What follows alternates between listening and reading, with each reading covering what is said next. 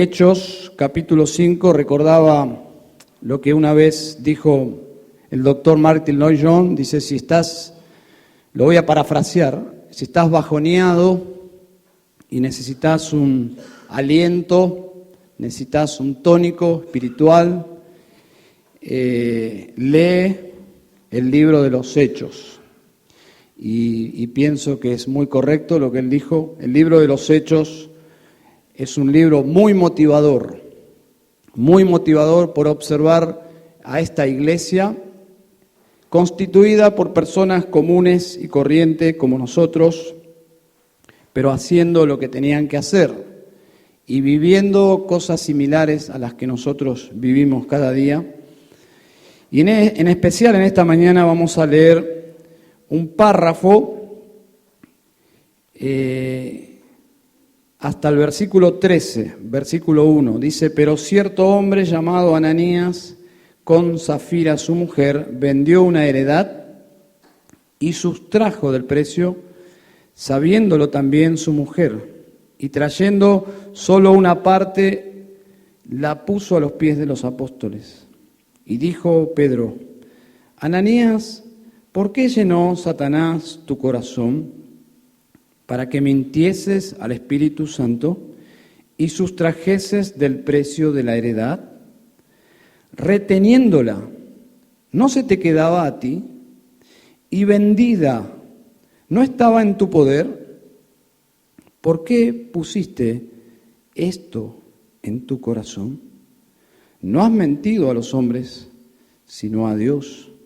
Al oír Ananías estas palabras, cayó y expiró.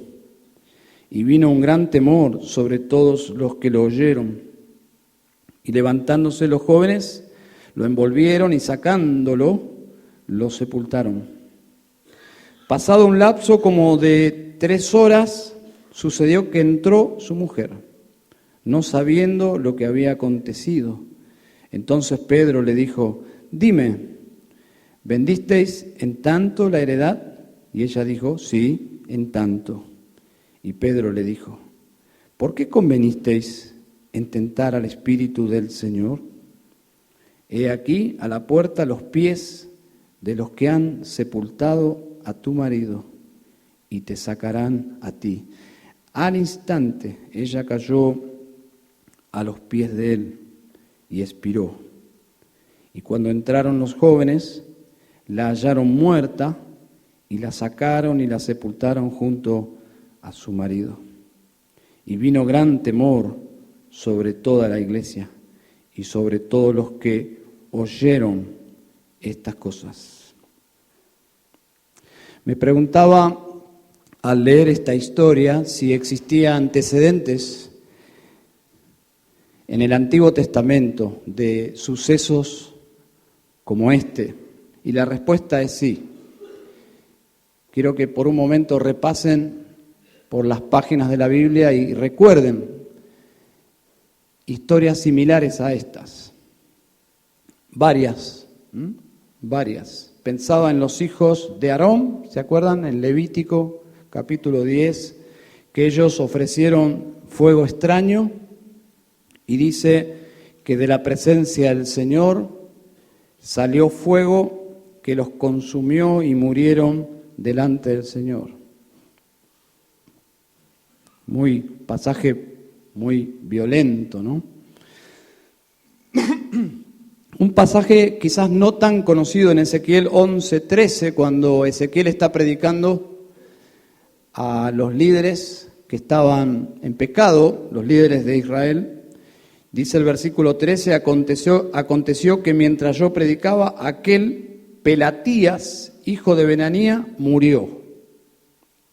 Suceso similar, un líder que cae muerto mientras Ezequiel predicaba.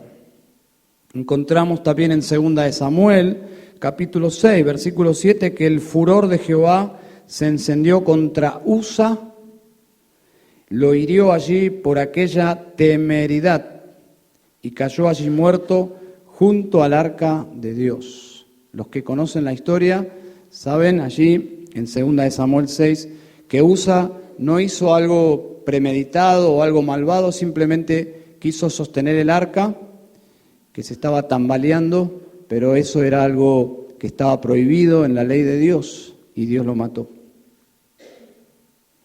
El hecho es que esto sucedió, lo de Usa, en medio de un avivamiento espiritual. El pueblo estaba viviendo algo muy especial, el regreso del arca de Dios al pueblo de Dios. Pero esto empañó la celebración. Y en el caso de Hechos, capítulo 5, la muerte de este matrimonio ocurre también en medio de un momento muy especial de la iglesia, en su nacimiento, en su infancia, pero un tiempo de avivamiento, de muchísimas conversiones, de una comunión histórica, quizás sin paralelos, una iglesia, una mega iglesia ahí en Jerusalén, reunida, y en medio de esta vivencia única ocurre la muerte de esta pareja. Hace un tiempo atrás escuché a un famoso predicador de la prosperidad, quizá uno de los más famosos de Centroamérica, hablando, me llamó la atención porque estaba hablando de Ananías y Zafira, y él acusó en ese momento a Pedro de matar a estas personas. Bueno, solo un falso maestro puede decir algo así, ¿no? Pedro solo actúa como un instrumento de Dios, como un profeta, podemos decir. Ahora pensaba cómo Pedro sabía estas cosas que estaban en el corazón de ellos. ¿Cómo es que él llegó a saber lo que esta pareja estaba ocultando? Bueno, hay una historia en el Antiguo Testamento, en Primera de Reyes 14, que la voy a citar, si ustedes me pueden seguir, por favor, con sus oídos, o los que quieren buscar, es Primera de Reyes 14:1. Hay una historia que nos puede ayudar, probablemente, pongo énfasis en eso, de cómo Pedro llega a saber de este plan de Ananías y Zafira. Dice allí: en aquel tiempo, Abías, hijo de Jeroboam, cayó enfermo. Y dijo Jeroboam a su mujer: levántate ahora y disfrázate, para que no te conozca que eres la mujer de Jeroboam, y ve a Silo, porque allá está el profeta Ahías, el que me dijo que yo había de ser rey sobre este pueblo. Versículo 3. Y toma en tu mano 10 panes y tortas y una vasija de miel, y ve a él para que te declare lo que ha de ser de este niño. Y la mujer de Jeroboam lo hizo así, y se levantó y fue a Silo, vino a casa de Ahías, y ya no podía ver a Ahías porque sus ojos se habían oscurecido a causa de su vejez.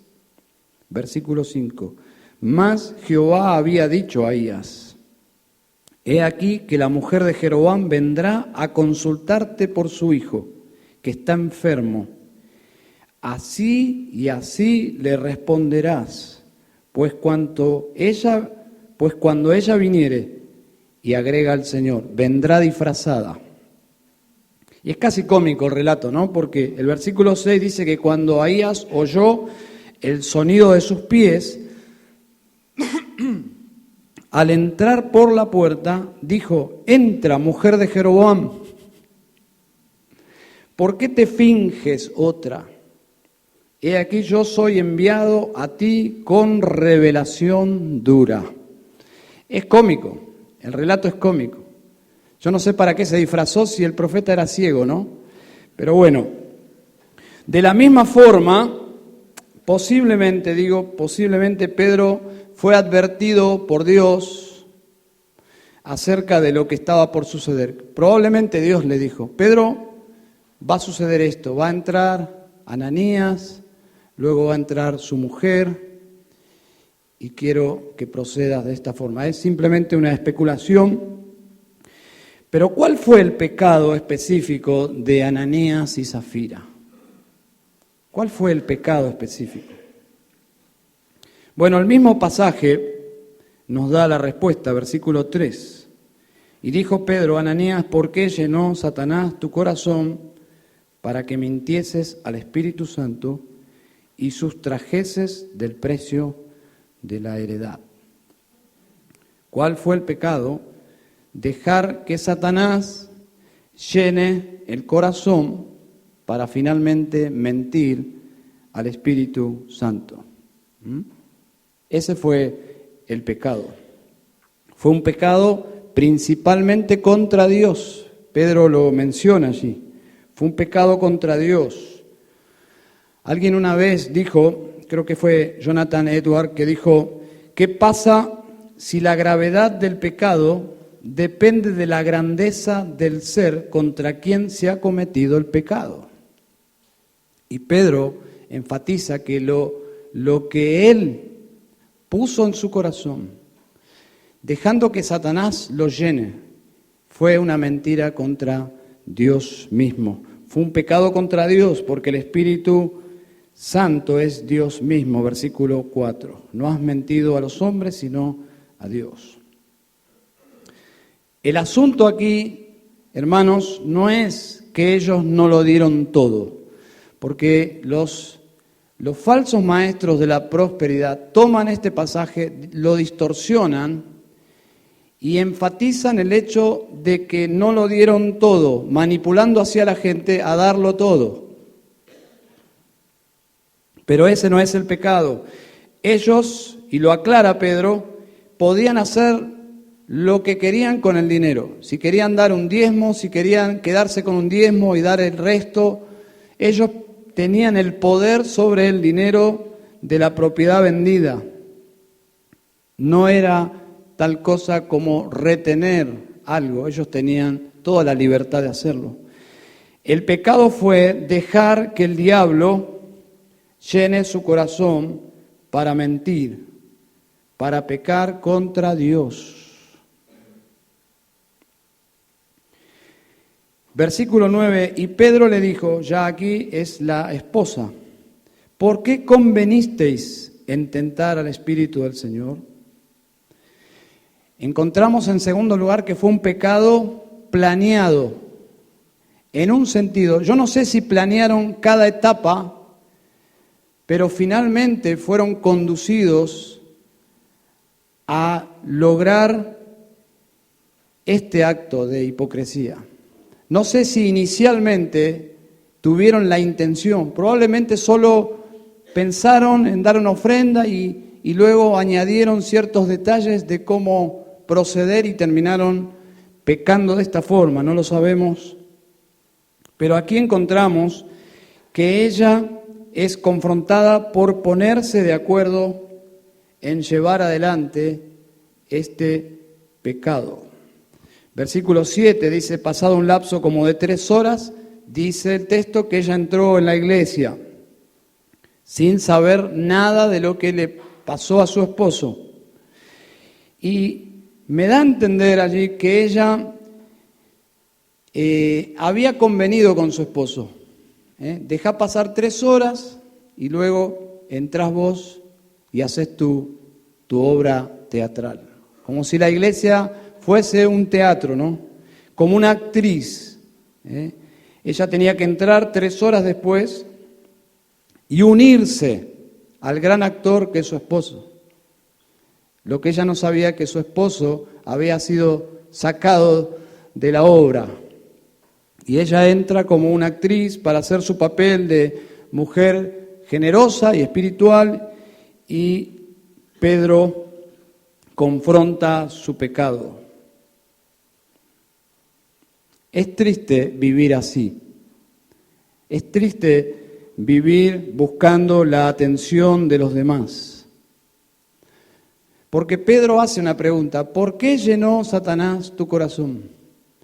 No está explícita la respuesta, pero nosotros podemos pensar, ¿qué fue lo que sucedió inicialmente en el corazón de Ananías, que lo llevó a avanzar hacia esta etapa de entrar y hacer una obra de hipocresía en la iglesia y terminar como terminó. Lo que Eclesiastés llama vanidad de vanidades. Creo que el gran pecado aquí es el orgullo.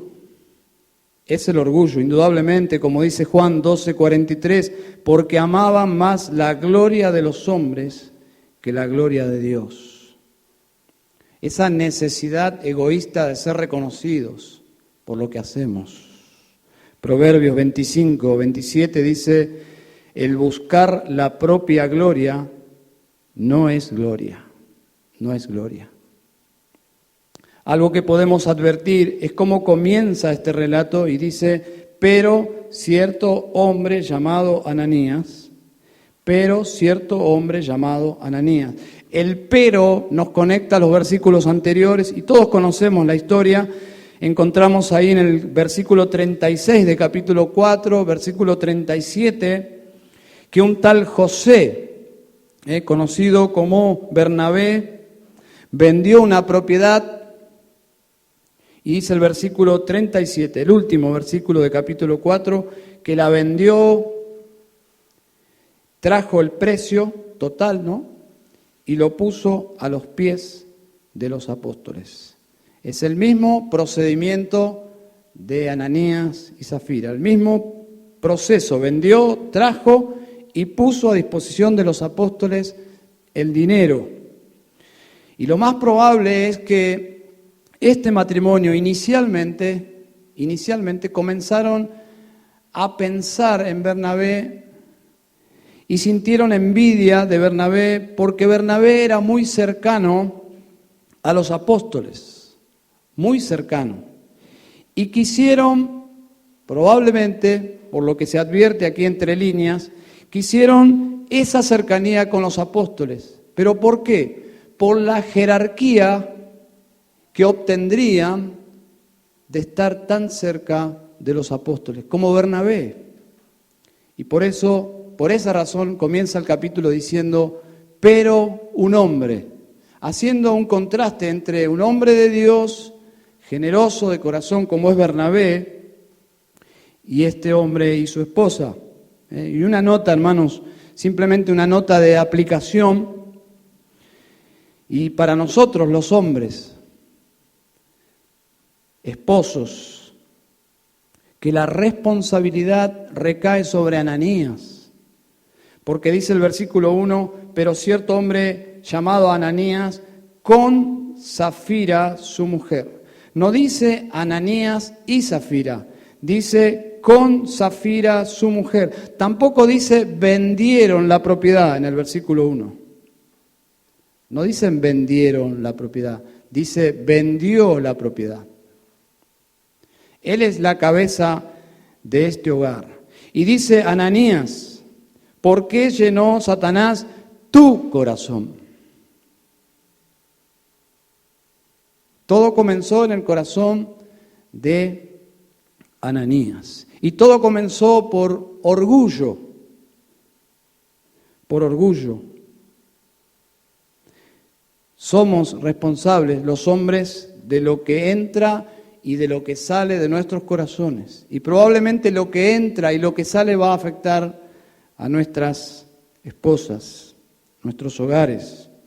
Saben, el pecado principal de Ananías como líder fue dejar que Satanás llene su corazón. Pero el de su esposa fue seguir a su esposo y convertirse allí en su cómplice.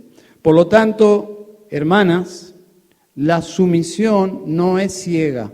La sumisión tiene un límite. La sumisión a tu esposo tiene el límite de la voluntad de Dios. No tienes que seguir a tu esposo si él se encamina hacia el pecado, hacia la muerte, porque la paga del pecado es muerte.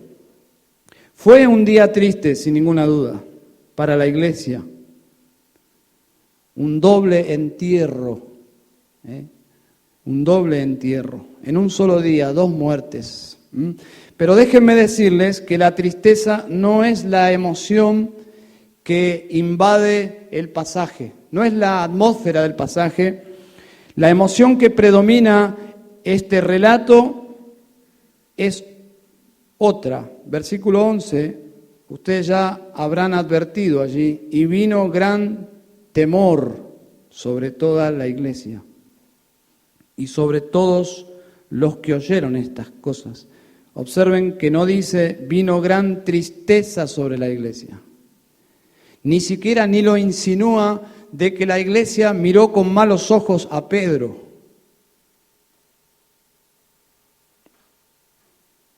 La misma expresión en el versículo 5, y vino un gran temor sobre todos los que lo oyeron. Por causa de este hecho, estas muertes, horribles por cierto, pero vino un gran temor. Y saben, esta es la razón de por qué sucedió lo que sucedió. Efectivamente, esto sucedió en medio de un avivamiento espiritual. Este asunto, diríamos hoy, en nuestros términos modernos, se viralizó en las redes sociales de Jerusalén. No de las redes del internet, pero sí de las redes sociales del boca a boca. Suena bien eso, de boca en boca. Paréntesis. ¿Saben? Versículo 11 dice, no solo en la iglesia, sino sobre todos los que oyeron estas cosas. Trascendió la iglesia. La iglesia ya era una multitud, casi que era un pueblo de miles de personas, pero trascendió a la iglesia. Y esto lo hizo Dios. Esto que Dios hizo causó temor en todos. Versículo 13, de los demás ninguno se atrevía a juntarse con ellos, mas el pueblo los alababa grandemente. A mí me encanta este versículo, porque este versículo nos muestra el equilibrio de una iglesia saludable. Una iglesia sana comunica este equilibrio que encontramos en el versículo 13. Recuerdo haber leído al doctor Luxer, y lo voy a parafrasear porque no recuerdo la cita textual, pero él dijo así: la iglesia con su amor le da la bienvenida a la gente sin Cristo. Pero la misma iglesia con su santidad la incomoda y las aleja finalmente. ¿Se entiende, no? Dice, ninguno se atrevía a juntarse con ellos, pero los alababa. Una iglesia que atrae con el amor, pero con la santidad aleja. Y saben, la frase indica que era muy arriesgado unirse a la iglesia, muy arriesgado. Era muy peligroso ser parte de un grupo tan radical, porque si me uno a este grupo tan radical con el pecado, ya no voy a poder vivir como yo quiero. Y entre paréntesis, muchas personas no se hacen miembros de iglesias saludables por el mismo motivo. Y aquí encontramos a personas diciendo, wow, qué buena gente, pero yo no sería parte de una iglesia así porque podrías perder tu vida si no vivís conforme a lo que ellos enseñan. Muy peligroso. No se puede vivir como uno quiere si uno es parte de esa iglesia. Ese es el mensaje aquí. Y saben, hermanos, la actitud de Dios no ha cambiado con el tiempo. Dios no es más tolerante ni más suave con el pecado, es el mismo Dios. Malaquías 3:6 dice, porque yo, el Señor, no cambio, el Señor no cambia. El mundo malinterpreta que Dios no esté haciendo estas cosas en el día de hoy. Movimientos pro pecados horribles que en la antigüedad se pagaba con la muerte, dicen, menos mal que Dios ha cambiado, pero Dios no ha cambiado. Dios no ha cambiado. Lo que sucede es que Dios cerrará todas las cuentas más adelante. No es el tiempo que Dios actúe con el pecado de esta forma a nivel global, pero Dios un día lo hará en un juicio sin precedentes. Romanos 2:16 dice, en el día en que Dios juzgará por Jesucristo los secretos de los hombres.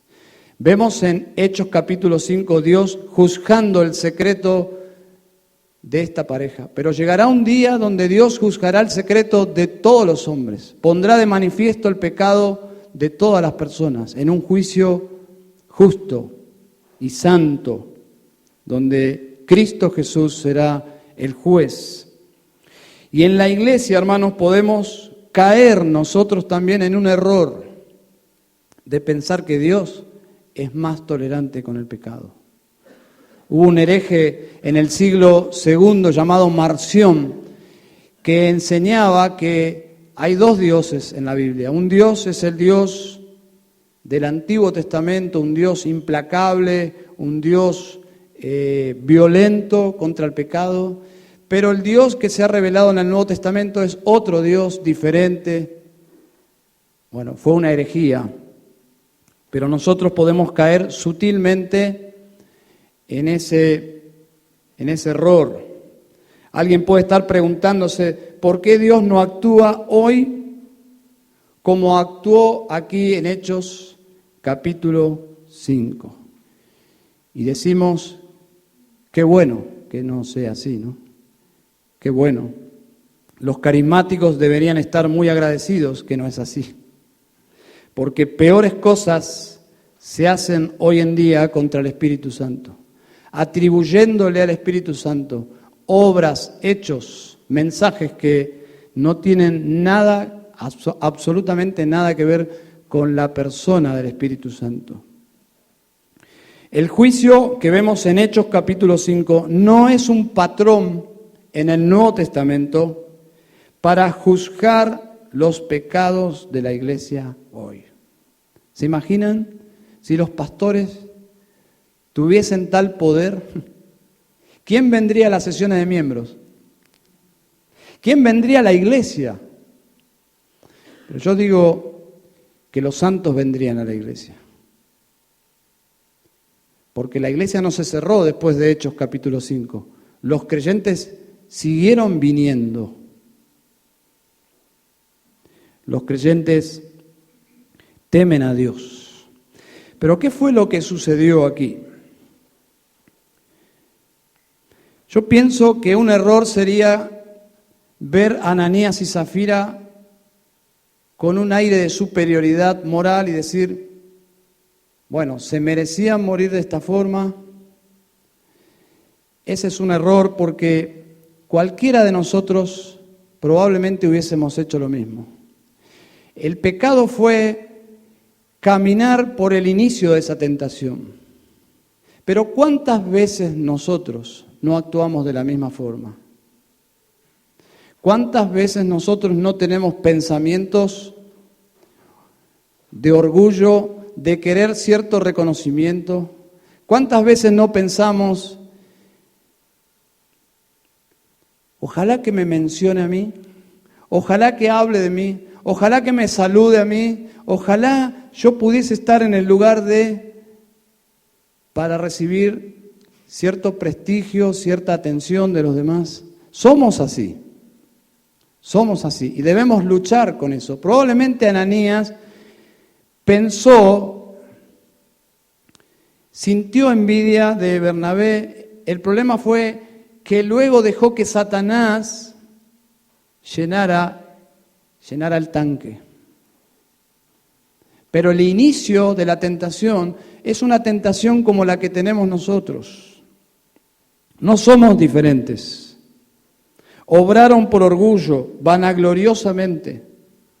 Y creo que todos nos hemos enfrentado a esa tentación.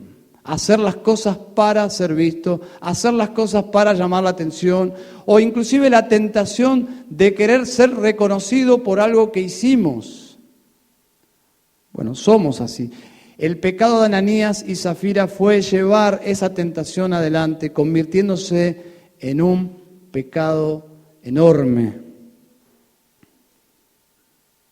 No hay dudas que no es un patrón de la disciplina de la iglesia.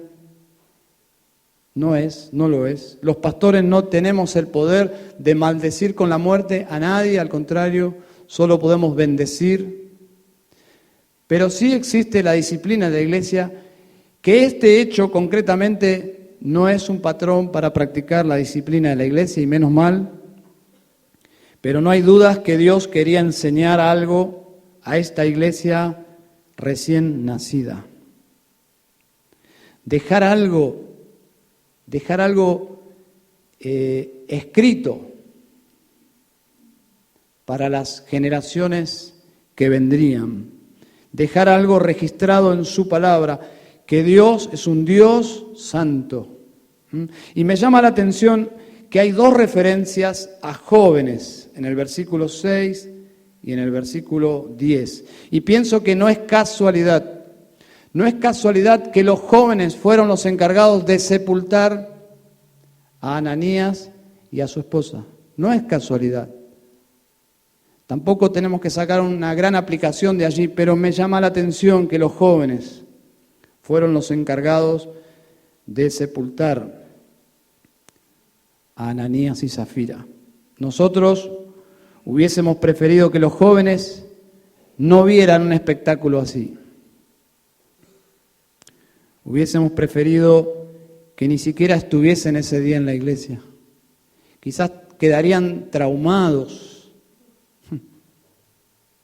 Pero Dios quiso no solo que lo observaran, sino que participaran en la sepultura de los que fueron juzgados por Dios. Dios quiso que ellos estén presentes y aprendieran. Yo no sé si en Jerusalén, y tengo mis dudas de que en Jerusalén exista hoy en día la tumba de Ananías y Zafira.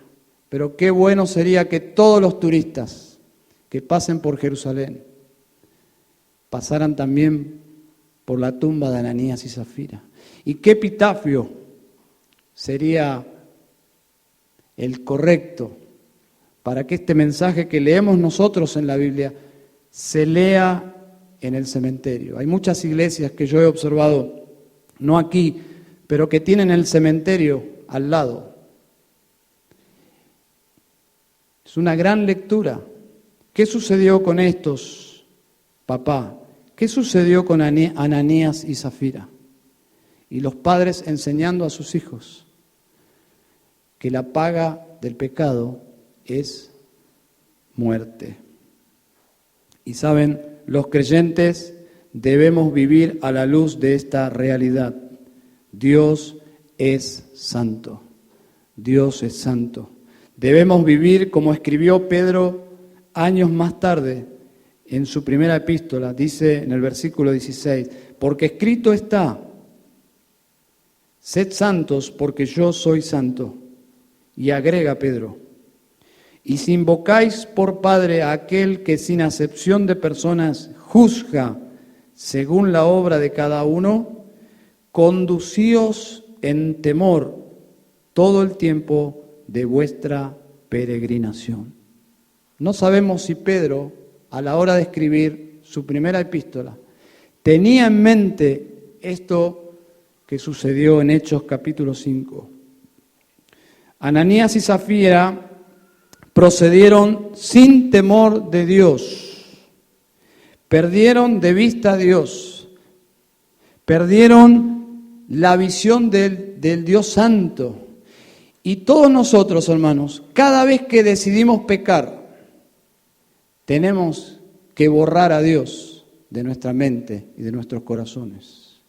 El tema es que cuando decidimos entrar en una tentación, cualquiera fuera, y seguir adelante para encontrar placer en ese pecado, tenemos que borrar conscientemente a Dios. El tema es que cuando borramos conscientemente a Dios para encontrar satisfacción en el pecado, entra en escena otro Dios con minúscula, que promueve esa actividad, que llena nuestros corazones en ese camino, que es Satanás. Es Satanás. Y sugiere cosas como si partieran de nosotros, pero vienen de Él. Cada adicción, cada pecado oculto que no podés vencer, probablemente Satanás está llenando el corazón. En esa dirección donde para pecar necesitas quitar a Dios, porque sería horrible pensar en Dios a la hora de pecar. Sería imposible. ¿Y cómo se llama el hecho de no quitar a Dios porque he decidido no pecar? Eso se llama temor de Dios. El temor de Dios es, estoy tentado a pecar, pero voy a pecar delante de Dios. No puedo pecar, estoy delante de Dios. ¿Cómo se llama eso? Temor de Dios. Temor de Dios. Obraron por orgullo, vanagloriosamente.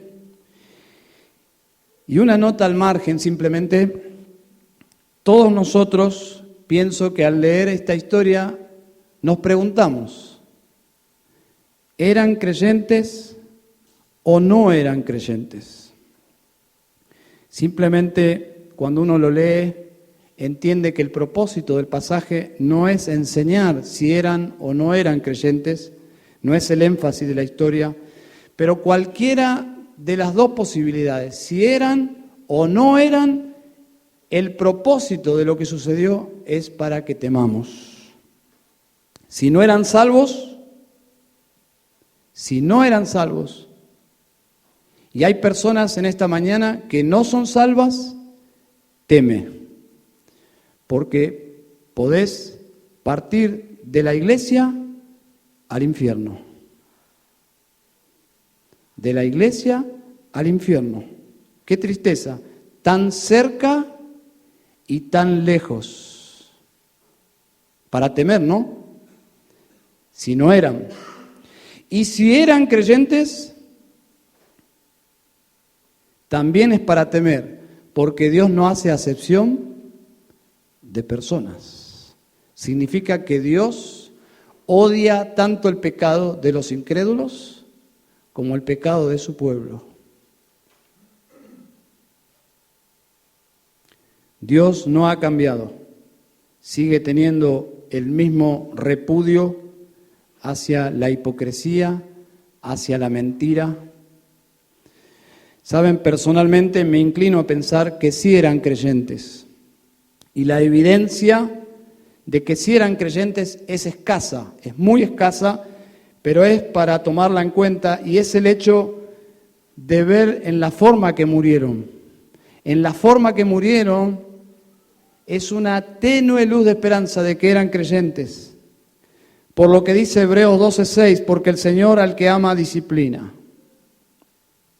Versículo 8, pero si se os deja sin disciplina, entonces sois bastardos y no hijos. Y teniendo en cuenta que esto ocurre en el seno de la iglesia, me inclino a pensar que eran creyentes. Para que la iglesia tema a la hora de ser tentados en algo así. Primera de Pedro 4:17 dice, porque es tiempo de que el juicio comience por la casa de Dios. Y si primero comienza por nosotros, ¿cuál será el fin de aquellos que no obedecen el Evangelio de Dios? Lo que está diciendo Pedro, si los creyentes, que somos la familia de Dios, y si nos proponemos vivir pecaminosamente, Dios va a tratar con nosotros por nuestro pecado. ¿Qué será de los que no conocen a Dios?, dice Pedro. Si Dios no pasa por alto el pecado de su pueblo, no quisiera estar en el pellejo de los no convertidos, para traducirlo en criollo. No quisiera estar en los zapatos de un incrédulo, porque horrenda cosa es caer en manos del Dios vivo siendo creyentes. No me puedo imaginar lo horrible que es partir de este mundo por el juicio directo de Dios sin conocer a Cristo Jesús. Jeremías 10:7 dice: ¿Quién no te temerá, oh Rey de las naciones? Porque a ti es debido el temor. Casi como con asombro. ¿Quién no ha de temerte, oh Dios? ¿Quién es el que aborrece tanto su alma para cometer tal suicidio espiritual de no tener temor de ti, siendo que tú eres el Rey de las naciones? ¿Quién se atreve a desafiar tu autoridad, Dios? ¿Quién? Porque a ti es debido el temor. Hermanos, es un tema que no es popular. No es popular para nada hablar de estas cosas acerca de Dios. No es popular, pero eso no importa, es bíblico. Hay 150 citas directas en la Biblia sobre el temor de Dios. 150 veces Dios diciéndole a su pueblo acerca del temor de Dios. El temor de Dios no es una debilidad de la iglesia. No es como el ABC de la vida cristiana, para luego pasar al amor, que es un nivel mucho más profundo. El amor y el temor es una misma cosa viéndolo de diferentes puntos de vista. Temor a Dios es amar a Dios.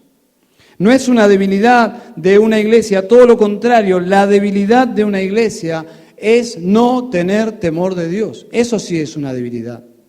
Y eso es lo que se observa en la iglesia moderna. Gente reunida para practicar cosas que a Dios no le agrada. Para escuchar cosas que no tienen que ver con Dios ni con su palabra. Eso es temor de Dios. Eso es debilidad. Y este pasaje nos enseña lo mismo que Dios quiso que sepa su pueblo en la peregrinación en el desierto, en el Antiguo Testamento, cuando Dios vino a morar en el centro del pueblo, en el centro del campamento. ¿Para qué? Para que teman.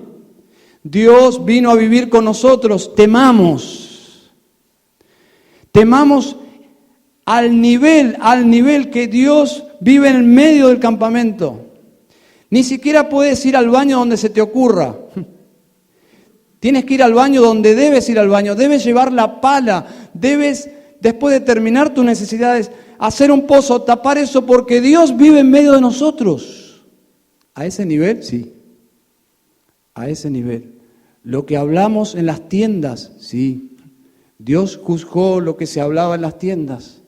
Lo que hacemos, lo que sentimos, lo que pensamos, ese grado de invasión. ¿Ese es el Dios de la Biblia? Sí.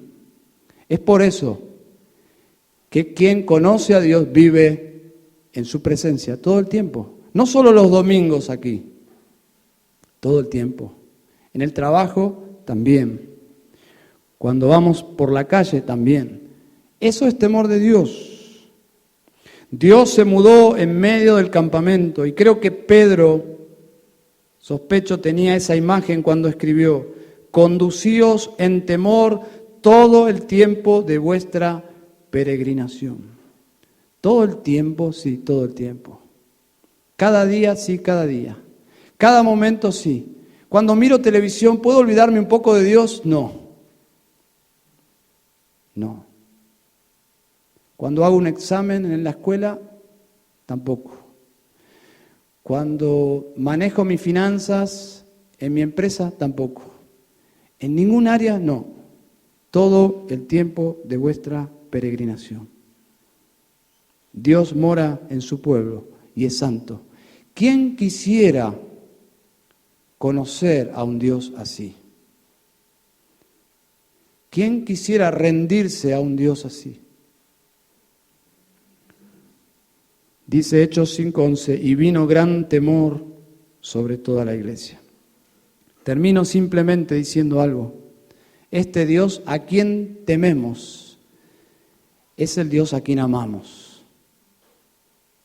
Es aquel que nos ama como nadie nos amó. Es aquel que entregó a su Hijo para salvarnos del infierno. Es aquel que nos dio un deleite superior e infinito al deleite del pecado. Ese es nuestro Dios. Un Dios grande, temible, un Dios amoroso y justo. Es nuestro Padre, el Padre de nuestro Señor Jesucristo. Sed santos, porque yo soy santo. Recuerdo haber estado en sesiones, en asambleas de miembros, en disciplinas por el pecado. Recuerdo haber estado observando los efectos del pecado en la vida de personas, en familias, los efectos del pecado en la iglesia, en el liderazgo, en los hijos. Y luego al terminar esas sesiones, salir quebrantado del corazón, salir pensando lo horrible que es el pecado, pero también salir pensando, podría ser yo el próximo, podría ser yo, o pude haber sido yo, aquel que está confesando, llorando por su pecado. Podría haber sido yo aquel que la iglesia está abrazando y consolando porque el pecado ha herido su vida. Y salir temiendo de ese tipo de reuniones.